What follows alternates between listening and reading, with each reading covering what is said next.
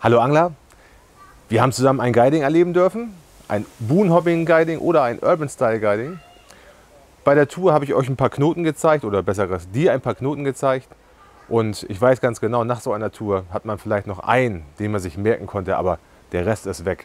Und darum möchte ich jetzt in diesem kleinen Clip exklusiv nur für die Guiding-Teilnehmer die 4 wichtigsten Knoten noch einmal vorbinden. Dabei sind doch Knoten nicht das Wichtigste an so einer Tour, sondern das Wichtige ist doch, dass man auch nachher nach so einer Tour eigenständig zum Fisch kommt. Und darum will ich das nicht exklusiv für meine Guiding-Gäste geben, sondern exklusiv für alle Zuschauer, und zwar meine Top 5 Angelknoten zum Spinnen und Fliegenfischen. Der Seitenarmknoten. Dafür nehmt ihr 2 Monofilstücke, legt die parallel zueinander, macht hier einen Knoten, und zwar einen Knoten, in den ihr 3-mal einknotet. Also einmal beide Enden zusammen, einmal, zweimal, 3-mal. So, das wird feucht gemacht. So, jetzt habt ihr 2 Seitenarme und den Seitenarm, der nach unten hin geht zum Köder. Das kurze Stück, das schneidet ihr weg und habt jetzt hier einen schönen Seitenarm, der schön absteht von der Hauptschnur. Der Seitenarmknoten ist eine perfekte Verbindung, wenn ihr zum Beispiel beim Fliegenfischen mit einer Springerfliege angeln möchtet oder eben halt auch beim Spinnfischen an der Küste oder auch im Süßwasser, wenn ihr dort mit einem Beifänger angelt, da wo ihr es auch dürft natürlich. Gerade beim Spinnfischen an der Küste kann es ja schon mal vorkommen, dass man gerne mal eine Springerfliege montiert. Ich mache sie immer fest mit den Schlaufenknoten und mache die Verbindung dann dementsprechend kürzer zum Hauptköder. Also maximal 50 oder 60 cm, sodass, wenn der Fisch am Beifänger hängt, auch der Hauptköder sich nicht so schnell am Gewässergrund verhaken kann und es zum Fischverlust kommt. Mit diesen Schlaufenknoten, diesen Seitenarmknoten, könnt ihr eure Vorfächer selber konstruieren, gerade auch in Bezug zum Beispiel Heringsvorfächer.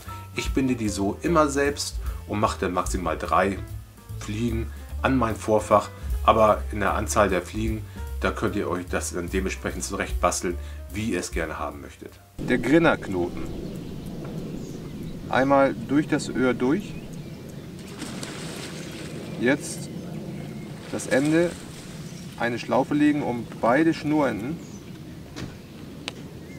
und jetzt hier mit dem Schnurende 1, 2, 3, 4 Mal rum, stramm ziehen, befeuchten, zum Punkt ziehen und der Knoten ist fertig.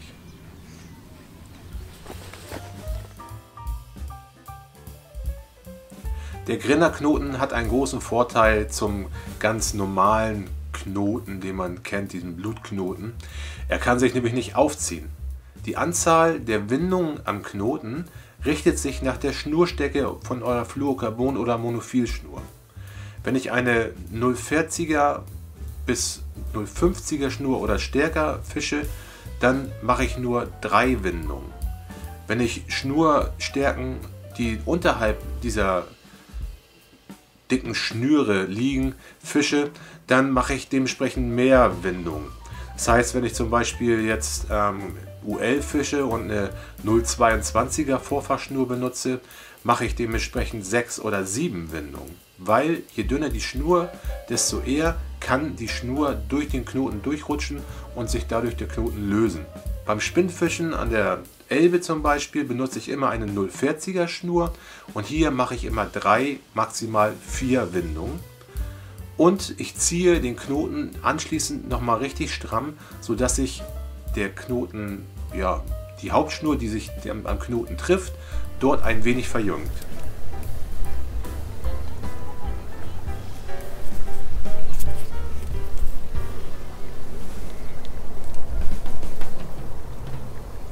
Hat den Vorteil, dass wenn ihr einen Hänger habt, der nicht mehr zu lösen ist, dass die Schnur nach Möglichkeit dann auch dort reißt.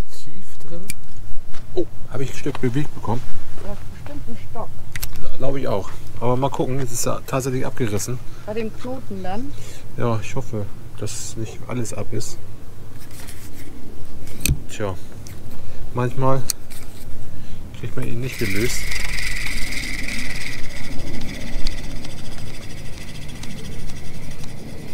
Und genauso wie die Montage gemacht worden ist, ist das an der Sollbruchstelle abgerissen. Da sieht man noch, hier war das verjüngte Stück vor dem Knoten. Der Rapala-Knoten. Einen Knoten auf die Hauptschnur. So, nicht ganz zuziehen.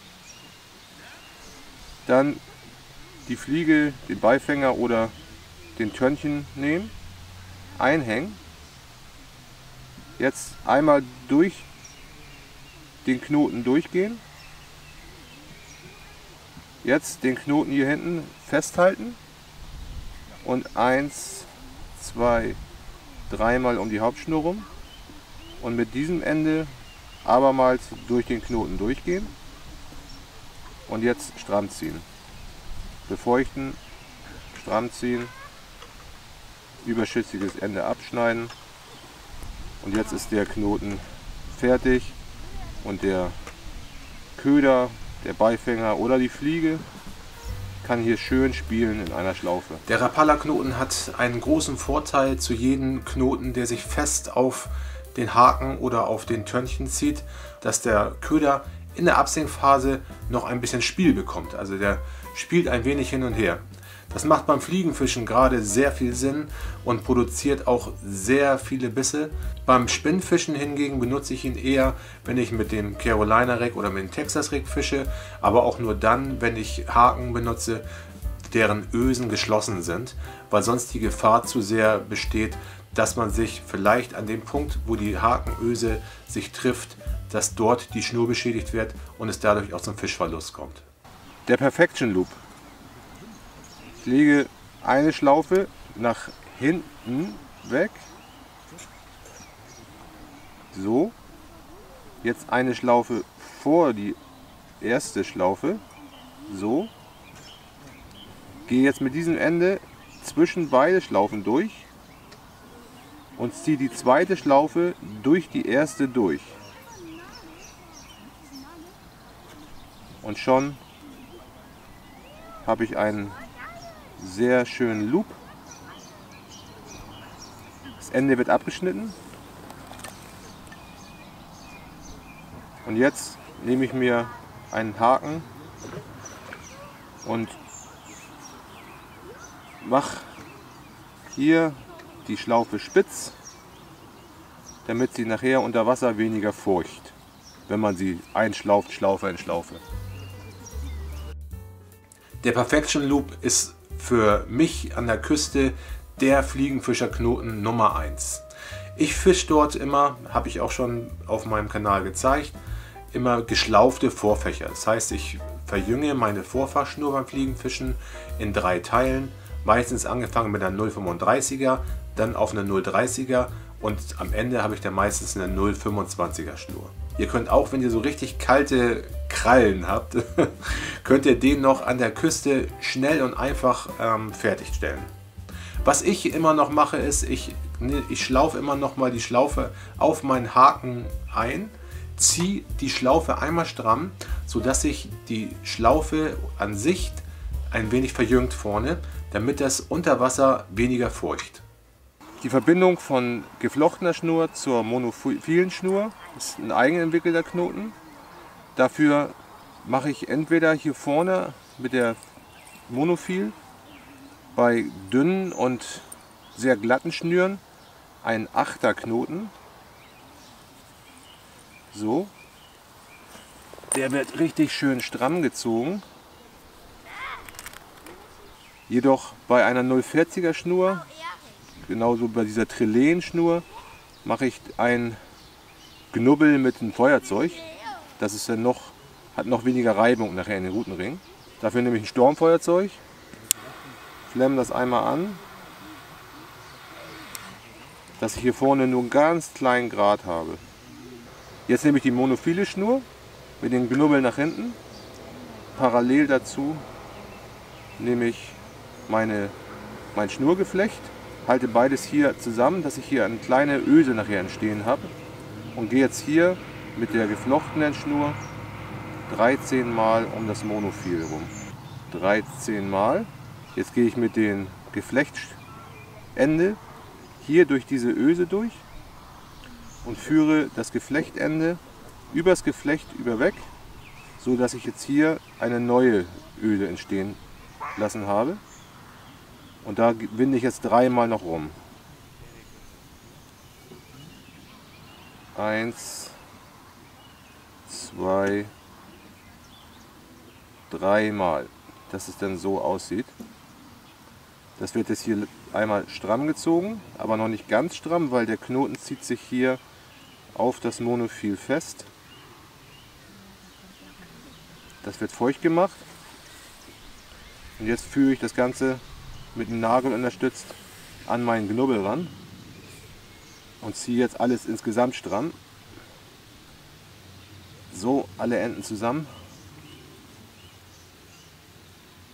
Jetzt kann ich hier das Ende von der Geflechtsschnur bündig abschneiden.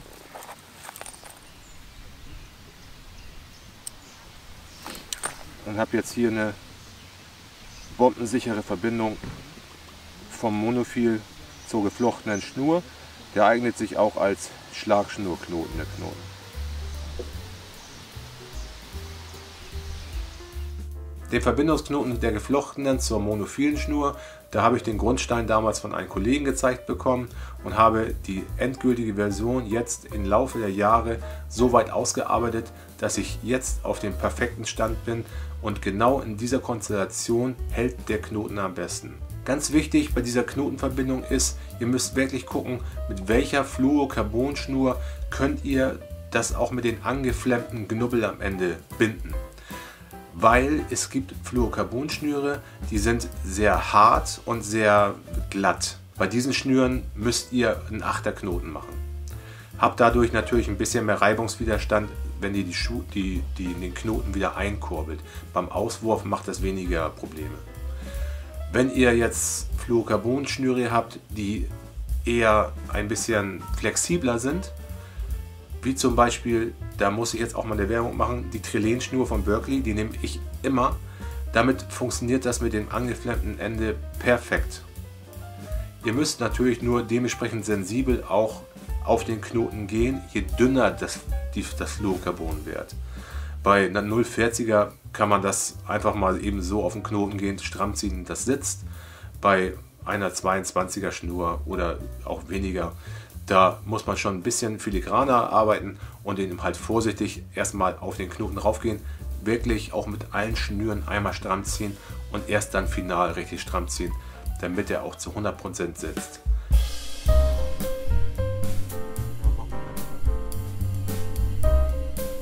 Da ist der Hänger raus und Montage hält so gut, dass der Haken aufbiegt.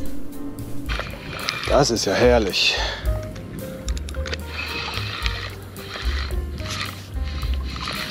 Schöner Zander.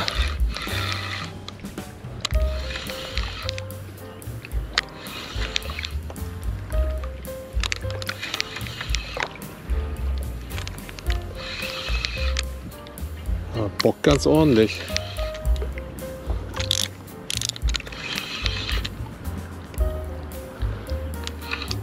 Oh, verhältnismäßig klein, aber trotzdem schön.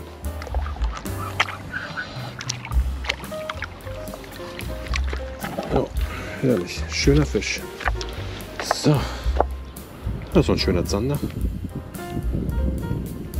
Schöner Fisch. Herrlich. Das war meine Top 5, jetzt exklusiv für alle. Ich wünsche euch dabei viel Spaß am Wasser und immer eine sichere Verbindung zum Fisch. Ihr könnt natürlich alle Knoten untereinander variieren und eure Montagen dementsprechend auch selber organisieren. Trotzdem, die haben sich in der Praxis bewährt und ich sage Tschüss, bis zum nächsten Mal. Ciao, euer Tobi.